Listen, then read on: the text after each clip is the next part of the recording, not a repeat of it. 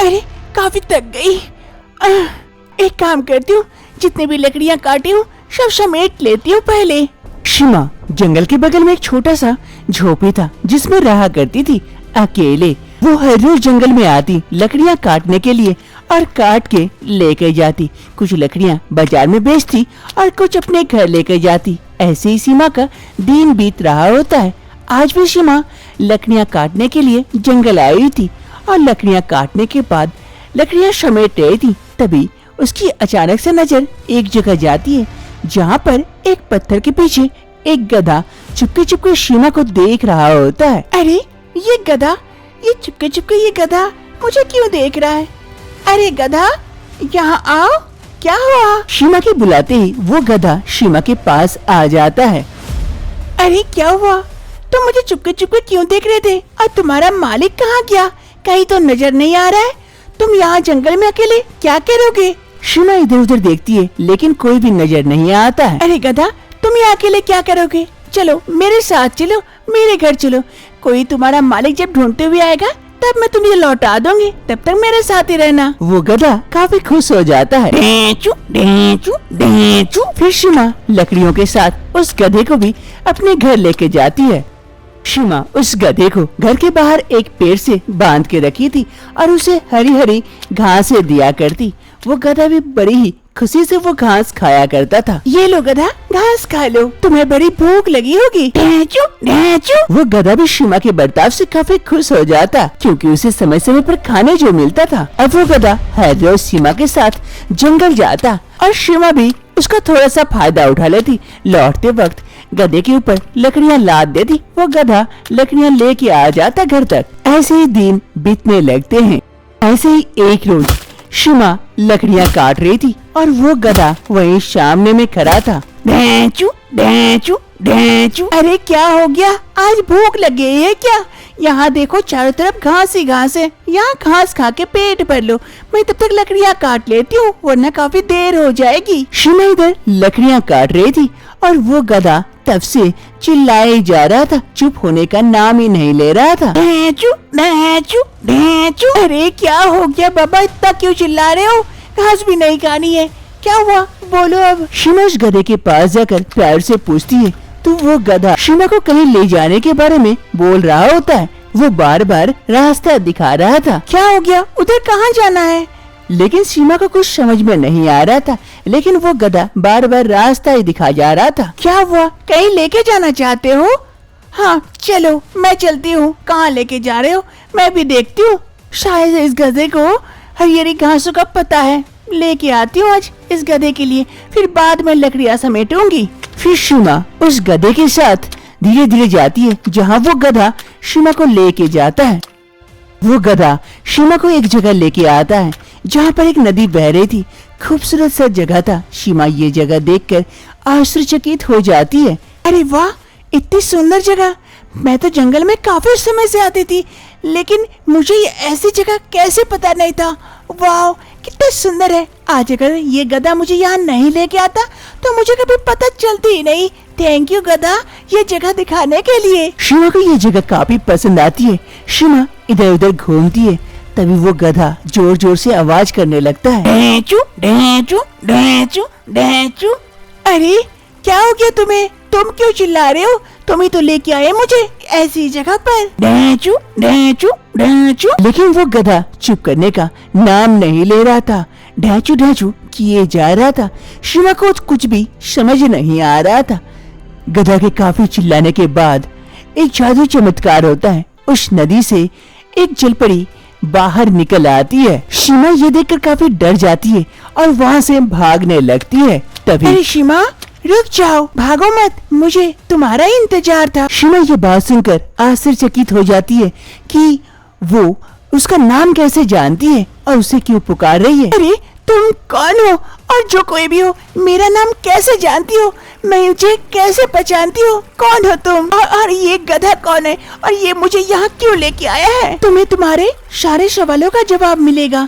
थोड़ा सा धैर्य रखो। पहले ये जान लो, ये कोई गधा नहीं है, ये एक इंसान है, राजकुमार है जो गधा बन चुका है। क्या ये क्या कह रही हो?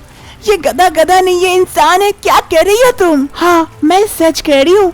और अगर इन सभी सवालों का जवाब जानना है ये इंसान गधा कैसे बन गया, तो तुम्हें एक काम करना होगा। क्या?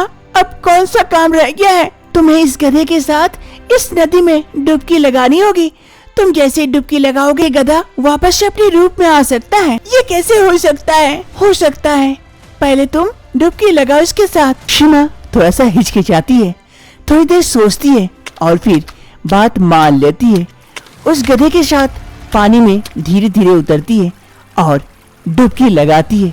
जैसे डूब के ऊपर उठती है तो वो गधा वहाँ नहीं था, उसकी जगह पर एक राजकुमार खड़ा था। अरे आप कौन है? यहाँ कैसे आए? और वो गधा कहाँ गया? मैं राजकुमार रंजीत हूँ, मैं ही वो गधा था। पानी में डुबकी लगाने के बाद वापस से इंसान बन चुका हूँ। तुम्हारा बहुत बहुत धन्यवाद मेरी मदद करने के लिए, वरना मैं कभी भी इंसान नहीं बन पाता, गधा ही रह जाता। आखिर बात क्या है? तुम गधा कैसे बने और फिर वापस से इंसान?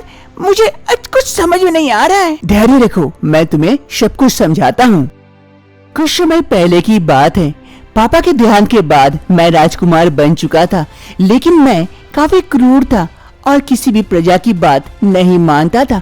हर सुबह मैं राजमहल के बाहर एक जगह टहलने आता था। उस दिन मैं वहीं पर टहल रहा था, तभी अचानक से मेरे सामने एक तांत्रिक बाबा आ पहुँचते हैं। हेलो निरंजन बेटा, मैंने सुना है तुम्हारा बहुत बड़ा राजपाट है और ये भी सुना है कि तुम प्रजा को अच्छी तरह से देख रेख नहीं करते हो। तुम्हारे ही भला के लिए मैं आज यहाँ आया हूँ। अगर तुम ऐसे ही चलते रहोगे तो तुम्हारा राजपाट एक दिन खत्म हो जाएगा।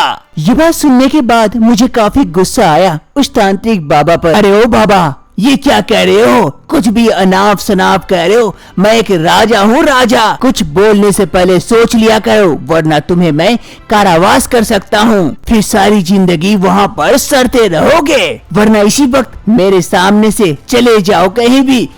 अरे जैसा सुना था उससे भी ज्यादा क्रूर और बददिमाग राजा हो तुम। तुम्हें राजा किसने बनाया? लगता है तुम ऐसे नहीं मानोगे। अभी सिपाही को बुलाकर तुम्हें कारागार में डालता हूँ, तभी तुम्हें समझ में आएगा। मैंने कोई गलत नहीं सुना था। तुम एक गधे बुद्धि के इंसान हो जो राजा बन गए। तुम्हें तो गधा ही होना चाहिए था। फिर वो तांत्रिक बाबा मुझ पर गुस्सा होकर कुछ मंत्र पड़े और मुझ पर छींट दिए और देखते ही देखते मैं एक गधा में परिवर्तित हो गया। अरे तांत्रिक बाबा, ये आपने क्या कर दिया? मुझे गधा बना दिया। ये क्यों किया बाबा? मुझसे कोई गलती हो गई तो माफ कर दीजिए। मुझे वापस से इंसान बना दीजिए, वरना मेरा राजपाट सब चला जाएगा। तुम एक गधे बुद्धि वाले राजकुमार थे, इसीलिए तुम्हें गधा बना दिया। तुम कैसे चलाओगे अपना राजपाट? माफ कर दीजिए बाबा, मुझसे गलती हो गई। आगे से मैं ध्यान रखूंगा। मुझे इंसान बना दीजिए वापस। अब तुम इंसान तभी बनोगे जब कोई स्त्री निस्वार्थ भाव से तुम्हें प्रेम करेगी, तभी तुम वापस से इंसान बन पाओगे, वरना कभी नहीं। लेकिन बाबा, कोई इंसान गधे से प्यार करता है क्या? जो कोई मुझसे प्यार करेगा? करेगा, समय आने पर वो समय भी आएगा। जाओ अब यहाँ से चले जाओ और उस दिन का इंतजार करो। उस दिन के बाद से मैं यहाँ जंगल में भटकता रहा और वैसे इंसान की तलाश करते रहा। तभी तुम मिली और तुम्हारे पास जाकर मुझे वो एहसास हुआ कि तुम्हें मुझे निस्वार्थ भाव से प्रेम कर सकती हो और वो प्यार मुझे तुमसे मिला। इसीलिए आज मैं यहाँ वापस से इंसान बन पाया और मुझे तुम्हें वो प्यार नजर आया है। इसीलिए मैं चाहता हूँ कि तुम मेरी रानी बनो और मेरे साथ चलो। क्या? ये कैसे हो सकता है? मैं तो एक लकड़हारी हूँ। हाँ, भले ही तुम एक लकड़हारी हो, लेकिन तुम्हारी बुद्धि बहुत ज्यादा है और अगर तुम मेरे साथ रानी बनकर चलोगी तो हम दोनों मिलकर हमारे राजपाट को और आगे बढ़ा सकते हैं। इससे हमारे प्रजा हमसे खुश रहेंगे। क्या चलोगी हमारे साथ? हमारी रानी बनकर रहोगी वहाँ? शिमा कुछ देर सोचती है। अचानक से इतना बड़ा फैसला कैसे लेगी यही समझ रही थी। अंत तक वो मान जाती है रंजित के साथ जाने को और वो दोनों वहाँ से चले जाते हैं। कुछ समय के बाद राजकुमार रंजीत सीमा से विवाह रचा लेते हैं और उसे यहाँ का महारानी बना देते हैं। महाराज, आपका दरबार बैठ गया है, चलिए वहाँ आपका इंतजार हो रहा है। हाँ मंत्री जी, चलिए मैं आता हूँ। महारानी आप जाइए, कमरे में आराम फरमाइए, तब तक मैं दरबार होके आता हूँ। राजकुमार रंजीत वहाँ से दरबार के लिए चले जाते हैं और इधर सीमा, जो एक साधारण लकड़हारी थी, वो आज महारानी बन चुकी थी। जिसका किस्मत में जो लिखा होता है उसे जैसे भी हो मिल ही जाता है।